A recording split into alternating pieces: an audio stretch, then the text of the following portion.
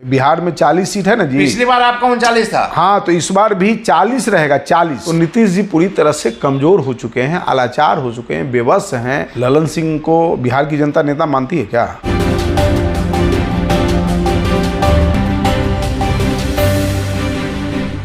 हमारे साथ है बीजेपी के एमएलसी प्रमोद चंद्रवंशी जी, इनसे बात करेंगे। जिस प्रकार से इन दिनों खास करके जब से केंद्रीय गृह मंत्री अमित शाह का दौरा बिहार में रहा, उसको लेकर के बीजेपी में और जदयू में जो तल्खी बढ़ गई, खास करके जिस प्रकार से सासाराम का प्रोग्राम रद्द हुआ। प्रमोद जी, आपने देखा गृह मंत्री ने मंच से कहा कि वहाँ गोलियां चल रही है, बम चल रहे हैं, लेकिन जदयू का कहना है कि ऐसी कोई बात नहीं है। ऐसा है ना, कहा गया है संगत से गुण होते, संगत से गुण जात।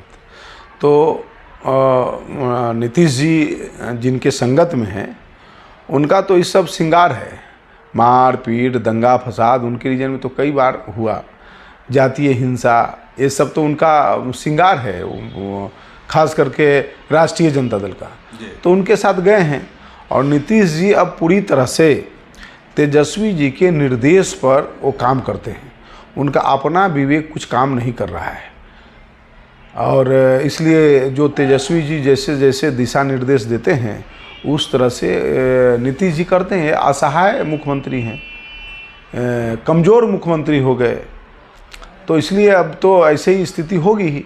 लेकिन प्रमोद जी, आपने देखा होगा 18 साल करीब होने जा रहा है मुख्यमंत्री जी का, कभी आपके साथ कभी उनके साथ, लेकिन इस तरह का कभी फसाद, इस तरह का कभी जुलूस के समय हंगामा नहीं हुआ था। अब बात है कि पूरी तरह से नीतीश जी, मैंने पहले कहा ना कि असहाय हो गए हैं, कमज़ोर हो गए हैं, मतलब राजद के चंगुल में है। राजद के चंगुल में है, पूरी तरह से कमज़ोर असहाय। जब कोई आदमी असहाय होता है, कमज़ोर होता है, तो स्वाभाविक है कि उसके तरफ से चारों तरफ से आक्रमण बढ़ता है। कीड़े मकोड़े भी उसके शरीर को नुकसान पहुंचाते हैं, जब शरीर कमज़ोर होने लगता है। तो नीतीश जी पूरी तरह से कमज़ोर हो चुके हैं, अलाचार हो चुके हैं, बेबस हैं, ठीक है। तो अब उनके पास कोई है नहीं। अब वो चाहेंगे भी हम भाजपा के पास आएँ, तो यहाँ तो अब सारा बैरिकेटिंग किया हुआ है, ठीक है ना।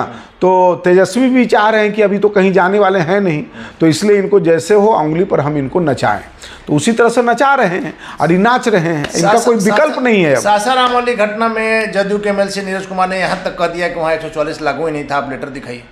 देखिए, पूरी तरह से वहाँ पर माइक से अनाउंस किया जा रहा था जी, ठीक है। तमाम लोग वहाँ की जनता से पूछिए कि माइक से अनाउंस किया जा रहा है कि नहीं किया जा रहा है।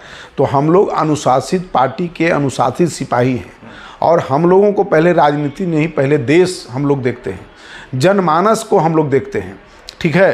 तो इसलिए हम लोग इसमें राजनीति नहीं। जब वहाँ की स्थिति खराब है, गोली चल रही है, वहाँ के लोग दहशत में हैं, हम वहाँ रैली करें, यह तो मैंने लोकतंत्र के लिए अच्छी बात नहीं है। आप लोग ने सोचा उसको कैसे? आम जनता के सुरक्षा को ध्यान में रखते हुए कि भाई सरकार उस पर कंट्रोल करे, नहीं तो गृह मंत्री जी जाते, पूरा प्रशासन एक तरफ ही हो जाता।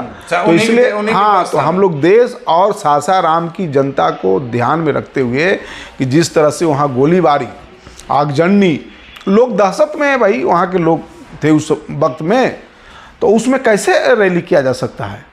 लेकिन प्रमोद जी, पप्पू यादव ने तो सीधा सीधी खुल करके आप लोग पर आरोप लगाया है, यहाँ तक कह दिया कि अगर 24 में आप लोग आ गए तो ना संविधान रहेगा, ना देश रहेगा, ना आरक्षण रहेगा। 2014 में भी जब मोदी जी आए थे ना प्रधानमंत्री के उम्मीदवार की, तो लोग ये सारे लोग कह रहे थे देश टूट जाएगा, देश में दंगा हो जाएगा, फसाद हो जाएगा और अनेक प्रकार के, देश कमज़ोर हो जाएगा। आज गांव में जाकर के गरीब आदमी से पूछिए कि आज देश कमज़ोर है कि मजबूत है, तो एक गरीब आदमी, मजदूर आदमी, चाय वाला, पान वाला, बीड़ी बेचने वाला, सिगरेट बेचने वाला, जो भी है, फेरी करने वाला, रिक्शा चलाने वाला, ठेला चलाने वाला, सब्जी बेचने वाला, चाय बेचने वाला, वो भी कहता है कि हमको मोदी बार बार चाहिए। और देश आज दुनिया में एक मजबूत शक्तिशाली के रूप में दावों में सच्चाई इसलिए है कि जिस प्रकार से धारा 370 अयोध्या में राम जन्मभूमि का मामला जिस प्रकार से शांतिपूर्ण ढंग से आप लोगों ने निपटारा कर दिया, मोदी जी ने निपटारा कर दिया, किसी ने कल्पना नहीं किया होगा। लेकिन मुख्यमंत्री नीतीश कुमार को भी जहाँ तक व्यक्तिगत बात है, उन पर आज तक कोई दाग नहीं रहा। आप लोग के साथ रहते हैं तो ठीक हो जाते हैं, उधर जाते हैं तो खराब हो जाते हैं। मैंने पहले कहा ना, संगत से गुण होते हैं, संगत से गुण जात। फिर संगत बदल सकती है। नहीं, अब कहाँ, अब तो हालांकि गृह मंत्री ने 2 बार कह दिया, मंच से 2 बार सब लोगों ने, हमारे राष्ट्रीय पदाधिकारी सब लोगों ने कह दिया, पूरा बैरिकेटिंग किया हुआ है। इस बार बीजेपी अकेले चलेगी? अकेले सहयोगी के नाम पर सिर्फ रालोसपा। अब सहयोगी कौन होगा उस समय? चिराग पासवान उस समय के परिस्थिति के अनुसार। लेकिन जनता दल यूनाइटेड के साथ अब कोई समझौता नहीं, बल्कि अब हम लोग इनका जो है राजनीतिक अंतिम यात्रा इनका हम लोग करेंगे। चलिए, आखिरी सवाल है कि जिस प्रकार से कल गृह मंत्री जी ने मंच से कहा नवादा में कि हमने राज्यपाल जी को फोन क्या कर दिया कि जदयू के राष्ट्रीय अध्यक्ष ललन बाबू को बुरा लग गया। अरे हम गृह मंत्री हैं, हम बात कर सकते हैं। आज ललन बाबू का आपने देखा होगा, उन्होंने अपने फेसबुक पर भी डाला है कि ये अगर राज्यपाल से आप बात करते हैं तो कोई दिक्कत नहीं है, आप राजभवन में ही घर बना लीजिए, कोई दिक्कत नहीं। 24 तक ये सब चलते रहेगा, लेकिन आपको सुनने पर आउट करेंगे बिहार में। देखिए, कोई सांसद विधायक बन जाने से नेता नहीं होता है। ललन सिंह को बिहार की जनता नेता मानती है क्या? सांसद होना, विधायक होना पार्टी का अंदरूनी मामला। आप किसी को राष्ट्रीय अध्यक्ष बना दीजिए, किसी को राष्ट्रीय महामंत्री। उनके यहाँ जो जंबो जेट बना, 45 विधायक वाली पार्टी जो है वो 100 कुछ लोगों का 156 या कुछ लोगों की पार्टी मैंने बना है। महामंत्री, एक पदाधिकारी दूसरे पदाधिकारी को पहचानेगा कि नहीं पहचानेगा, हमको ये शंका लग रहा है। वो एगो कुनवा ऐसे संगठन होता है। हम लोग भी संगठन चलाते हैं, लेकिन ये कहीं 25 गो महामंत्री हैं, क्या है भाई? हाँ, जम्बो मैंने 45 गो वाली पार्टी, क्षेत्रीय पार्टी, और पूरा सब सांसद विधायक सबको महामंत्री। उसमें बचा कौन है? पूरी पार्टी में तो सब पदाधिकारी हो गए, कार्यकर्ता कहाँ बचा? लेकिन प्रमोद जी, पिछली बार जहाँ 39 सीट मुख्यमंत्री जी आपके साथ थे, इस बार मुख्यमंत्री जी के नहीं रहने से 39 सीट पर काफी फर्क आपको पड़ने वाला है, ये तय है 2024 में। जनता मन बना चुकी है। कितना सीट? एकदम जनता का एकदम स्पष्ट जनादेश है। जनता अपने मुंह से करी है कि देश में मोदी के अलावा कोई दूसरा विकल्प नहीं है। बिहार में कितना सीट पर आप दावा कर रहे हैं कि जीत पाएंगे? अरे भाई, बिहार में 40 सीट है ना जी। पिछली बार आपका 39 था। हाँ, तो इस बार भी 40 रहेगा, 40। इस बार किशनगंज भी ले लेंगे? हाँ, किशनगंज भी जीतेंगे इस बार। इस बार पूरी तरह से हम 40 के 40 सीट जीतेंगे। उसका है ना, उसका उपाय है, कारण है ना, क्योंकि जितने लोगों को इन्होंने ठगा है ना, वो सब अब इनका ठग विद्या अब समाप्त हो जाएगा।